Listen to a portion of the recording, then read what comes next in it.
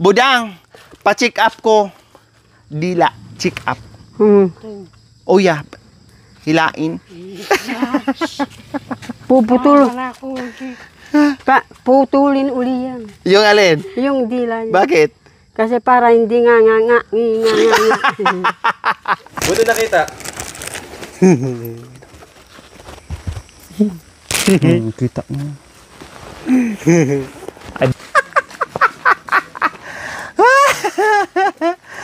Loko-loko talaga itong bantot na to. Oo.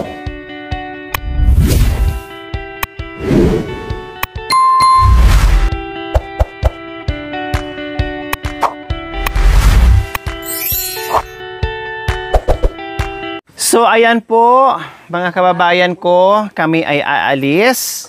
Dahil sabi ko nga po kanina, mga kababayan, nauna pa si nanay. Di ba naghawa-hawa kami, no? Kasi si Tatay Romy, si Bentot, si Nanay Terry, no? Naghawa-hawa na kami, mga kababayan. Tapos nauna siya, inubo sa akin, no? Nagkasakit siya bago kami nagkita, mga kababayan. Tapos, gumaling na lang ako, mga kababayan. Si Nanay Terry ay hindi pa din, no? May ubo pa rin po, mga kabayan. Siguro dahil nagyuyusi at sabi ko nga sa kanya, sabi ko, Marwin, sabi mo muna kay mama mo, bantayan mo ha, wag mo nang magyusi kasi inuubo. So ngayon po, mga kabayan, dahil magdadalawang linggo na po yung ubo ni nanay or 3 linggo na ang ubo ni Nanay Terry, on and off. Minsan nilalagnat pa siya, no? Minsan masakit yung katawan niya kasi dahil sa siguro, lagnat, tapos kagabi, hinilot pa siya ni Marvin. Ngayon, naligo na siya kasi gumaan na yung pakiramdam niya. Pero, sabi ko sa kanya, kahit gumaan ang pakiramdam mo, kasi ginagamot naman po namin si Nanay Terry, kahit gumaan yung pakiramdam mo, alis pa rin tayo at ipa-check up pa din kita. Para hindi kami tatagal, mga kabayan, sa private na lang kami pupunta, no, para makauwi kami kaagad, hindi kami gabihin, no, dahil meron pa kaming ibang lakad. At isa pa po ay mas maganda yung mapa-check up siya, mga kabayan, para mabigyan ng reseta at makainom ng dapat na gamot. Kasi yung mga gamot na binigay namin ni nanay ay mga mild nga lang, no? So sabi ko, nanay, kailangan mo siguro mag-antibiotic. So titinan natin, ang doktor ang mag-decide kung mag-antibiotic ba siya or hindi. Kaya ngayon aalis kami. Nakita niyo naman ang forma ni Nanay Terry. Nanay Terry, tayo ka nga! Wow! Ang ganda. Bago yung damit, bago yung pants, at bago yung sapatos. Napakaganda. Aba, tumawa pa talaga si Tatay Romy. Oh. Tiningnan niya. So, ngayon, aalis kami kasi magpapa-check up tayo, Nanay Terry, ha? Magpapa-check up tayo. Pag once na naggamot tayo, huwag kakalimutan uminom ng gamot. Bago uminom ng gamot, kailangan may laman ang tiyan, kakain. Ha? Hindi pwedeng busog-busog, hindi pwedeng sigilang yusi, hindi pwedeng sigilang kape. Kailangan busog, ne? Kasi sasakit ang sikmura mo, kag sige ka lang inom ng gamot, panulo, tapos walang laman ang tiyan mo, sikmurain ka, sasakit ang mo. Kahit nga kumakain ka, o kahit nga busog ka, pag sobrang tapang yung gamot, ay talagang sasakit ang sikmura mo. Okay? So magpa-check up tayo, ha? Okay. Kailang ang tusok siguro diyan ay sa injection dito at sa ilong banda. Tiisin mo lang, ha? Hindi naman masakit 'yan. Yung ganito lang naman kalaki yung karayom. Ganun. Dito lang, ganun lang naman 'yan. Para matanggal yung ubo at saka sipon. Diyan talaga, ha? Kalabaw.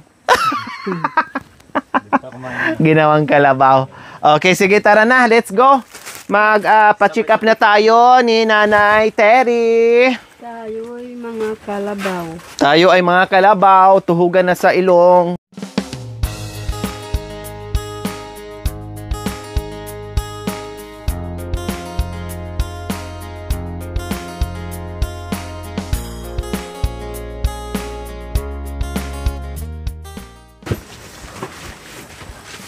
Buksan mo to!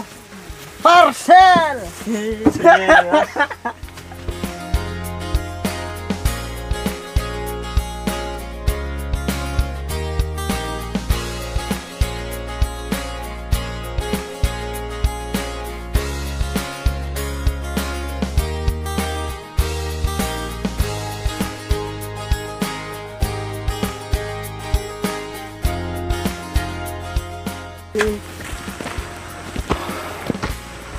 So ayan po, paakyat na naman po kami.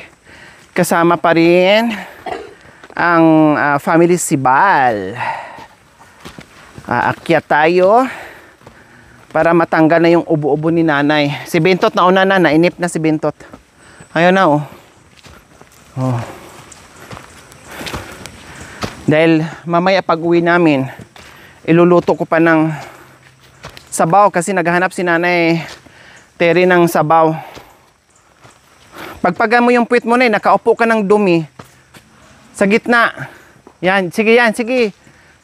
Sige pa. Dahan-dahan lang, Nay. Huwag mong biglain. Kailangan talaga kitang ipa-check up.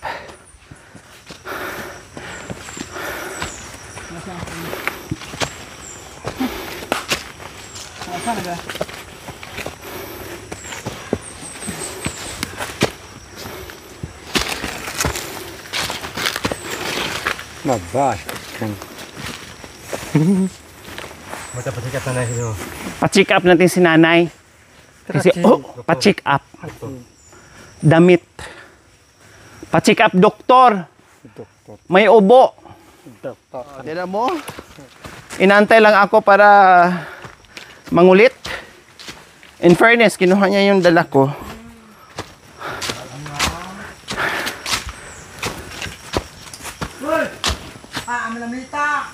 Buti nakita. Kita mo.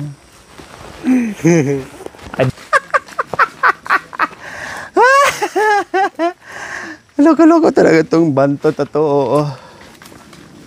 Bill. Butasan. Butasan. Hindi. Ako. So ayan po mga kabayan, pahinga muna kami ni Tatay Romy. Grabing pormahan ni Tatay Romy oh. Akala talaga natin ay hapon si Tatay Romy. O diba, yan lang yung hapon mga kabayan na may daladalang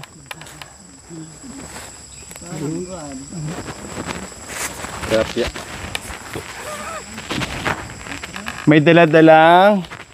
may daladalang fishnet.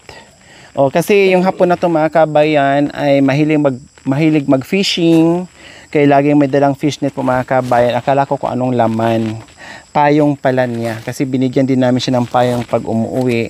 Ay meron din siya sariling payong. Or pag nandyan sila, pag umuulan, pag aalis sila, ay may magagamit. Si Kuya Bintot meron din. Tag-iisa sila. No?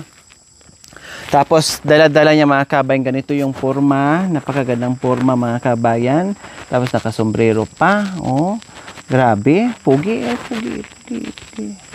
Oh, puging-pugi. Oh.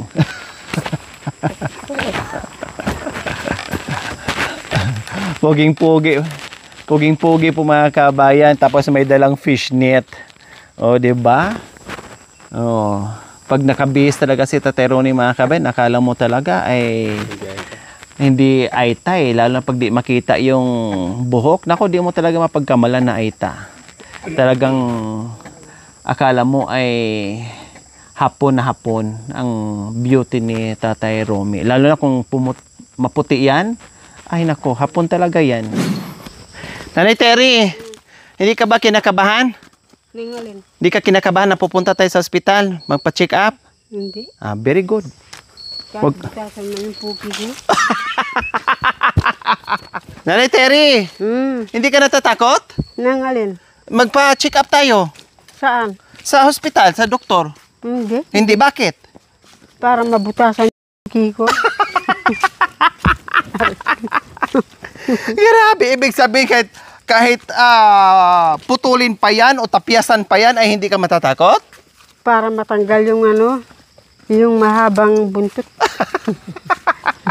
Ang tapang-tapang mo naman, grabe. Biro mo kahit tanggalin pa niya, okay lang. Napakatapang pala ito, wala pala itong problema mga kabayan pag nagkasakit. Kahit anong klaseng injection pala nito ay kayang-kaya mga kabayan. Si Budang naman, ipa-check up ko rin po mga kabayan. Budang, pa-check up ko. Dila, check up. Oh yeah, hilain. Puputol. Putulin uli yan. Yung alin? Yung dila niya. Bakit? Kasi para hindi nga. Grabe ka naman. At least yan si Nanay Terry. Harap-harapan ng manugang niya. Minamurder, hindi yung chinichismis sa kapitbahay. Di ba? Talagang, harap-harapan ko magchismis.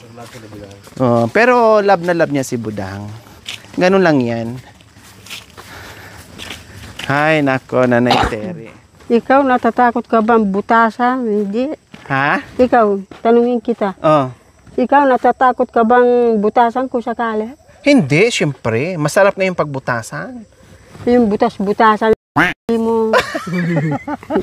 Aray ko. Anong klaseng butas? Lahat ng mga buki dyan, sinisilip nila para butasan.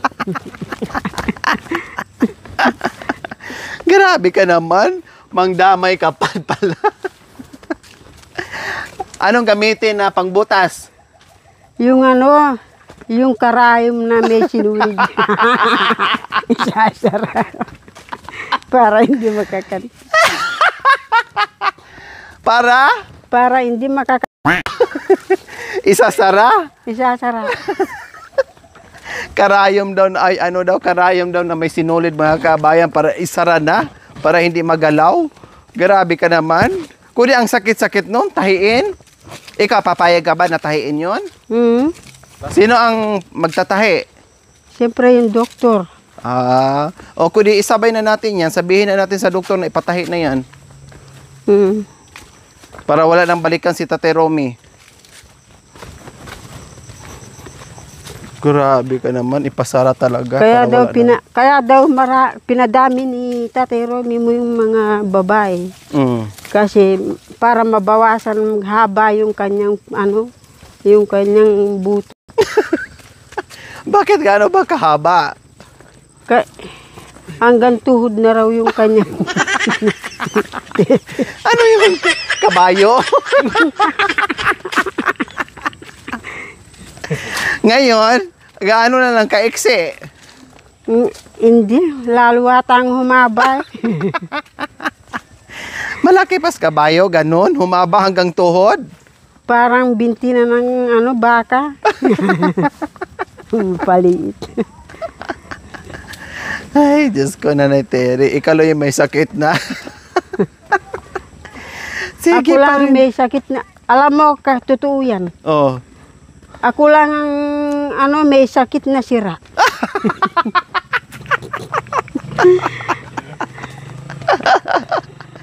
May sakit na nga, sira pa. Anong klaseng sira? Yung parang may uod, parang kamuting baging. Inuod ang utak? Oo, inuud yung utak ko.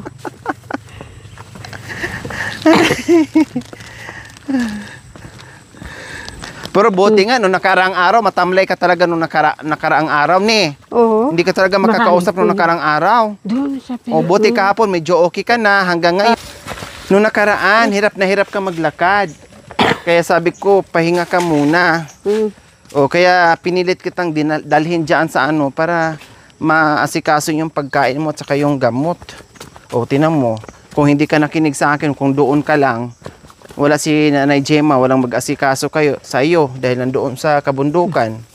O manghihina ka lalo doon. Buti na nakinig ka sa akin. Eh dyan, asikaso yung pagkain mo, hindi kayo mauubusan ng pagkain. Makakain ka sa tamang oras, pati gamot mo.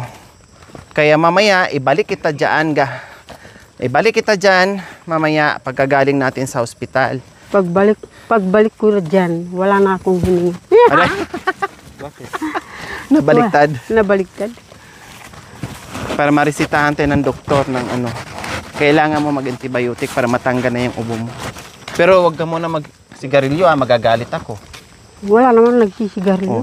Talaga, kasi sinabihan ko si Marvin na bantayan ka muna, wag ka muna bigyan ng yusi. Para titigil yung ubo mo. Para titi ang ubo mo. Anong ginawa niyo ni Tatero ni kagabi? Nangalin. Bakit kasi bigla? Sino ang kumalabit? Sinong nauna? Ikaw o siya? baligtad data yung sinabi mo. Ano bang kinasisigla ko? Malungkot na nga ako eh. Masigla na naman daw. Malungkot. Masigla ka kanina. Aray, maragot. Kaysa nung nakaraan, malungkot ka, matamlay. Oo. May tanong ako sa'yo, hindi mo sinagot. May tanong ako sa'yo. Oh, Ano kagabi? Ano nangyari? walang nangyari nga. Hindi kami nagkakasundo. Akala niya totoo. Ay, hindi totoo. Bakit sabi ni Tatay Romy, magkatabi kayo? Hindi man kami nagkatabi. Tapos, yumakap ka daw sa kanya. Atoy, Oh, doy! Totoo yan? aray ko. Totoo? Aray.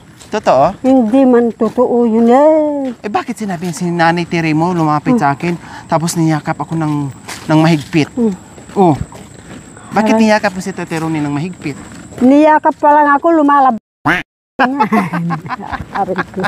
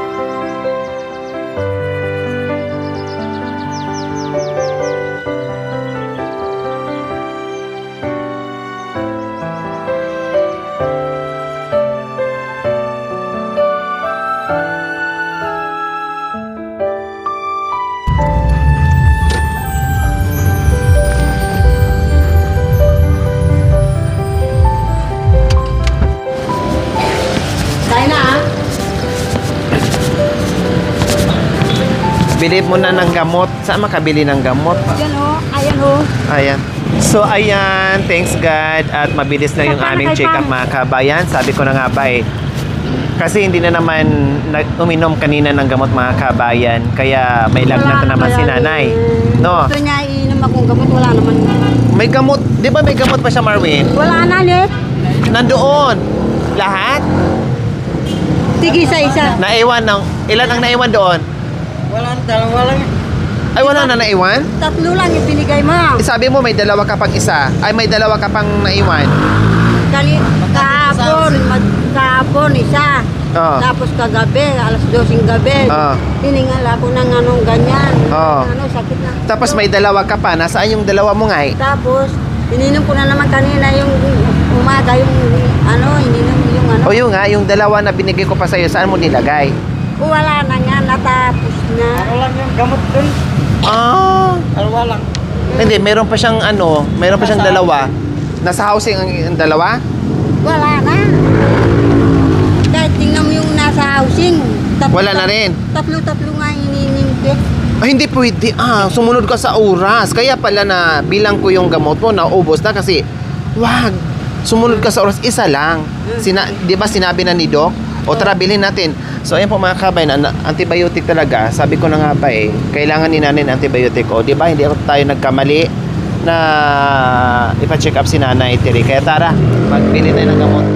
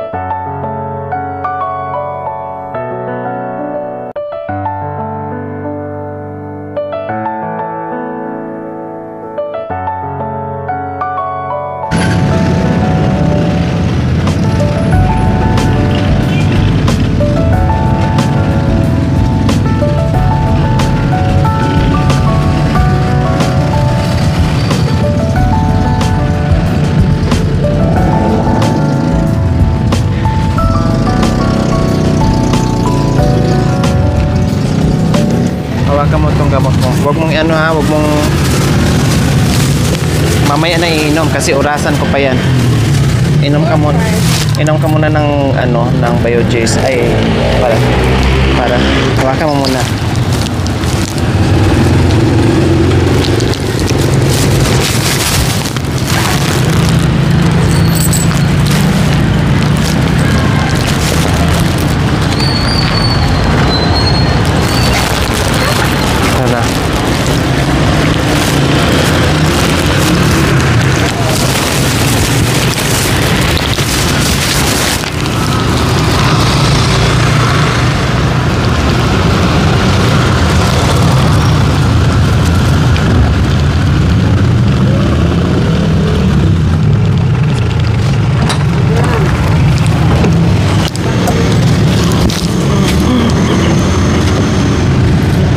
So, painumin ko muna si nanay ng isang Cefalixin.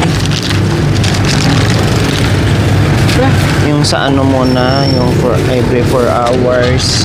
Lagnat. Paracetamol. O, paracetamol tuwing every 4 hours. Tuwing 4 na oras. Hawi na, ituro ko sa mamaya ha. O. Tapos mamaya yung ano si Palixin. Mamaya na yung si Palixin. Pag kumain sibur yan. Hindi, okay lang.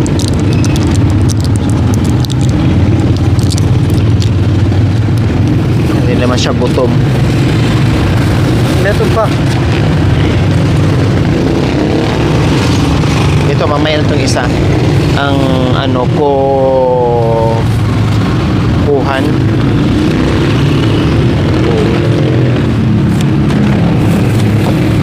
Oh, kit ka na. Mamaya na naman ha. Oh.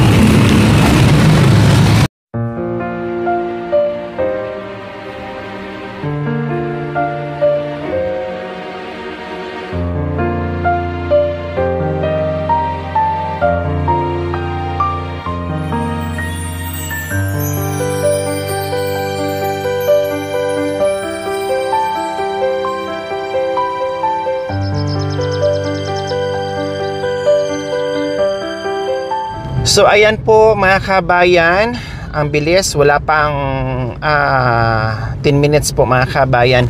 Natapos po yung check-up dahil walang pila po mga kabayan. Dahil anong oras na tayo nagpa-check up? 4:11 na po ng hapon. Kaya sakto lang talaga yung ating dating mga kabayan na walang gaanong tao. So ayan mga kabayan, tapos na po tayo nagpa-check up ni Nanay Terry. At tamang-tama po mga kabayan, mga 10 minutes lang po ay tapos na yung check-up dahil walang nakapila po mga kabayan. At ang kagandahan pa po mga kabayan kasi pag mga katutubong ITAS po ang magpa-check up dyan, private hospital, private clinic, no, kahit papaano ay may discount sila, 100 lang yung kanilang check-up. So napakalaking bagay po mga kabayan daw dahil sa mga private hospital talaga 500 na ngayon, iba nga 600, no? Depende sa hospital mga kabayan. Napakalaking bagay na sa kanila ay 100 lang. Kasi syempre punuan na rin sa mga public hospital mga kabayan, marami na rin. Just in case na ayaw mong mag-antay ng matagal, ay pwede kang tumakbo dyan sa clinic ni Doc na 100 pesos lang check up. So no worried na tayo mga kabayan. May lagnat pa rin si Nanay Terry ngayon. Kasi ang akala ko mga kabayan ay may sobra pa yung gamot kasi inuunti-unti ko rin bigay. Tinuturo ko lang din kay Kuya Marwin. Kasi baka mamaya madubli-dubli yung inom ng gamot mga kabayan. Hindi nga ako nagkamali. Kaya pala kinapos ng hindi na nakainom itong bandang hapon na ay itong tanghali, kaninang tanghali. Kasi nung kahapon ay ginawa niyang sabay-sabay 3 daw po mga kabayan. Hindi pwede, every 4 hours lang dapat.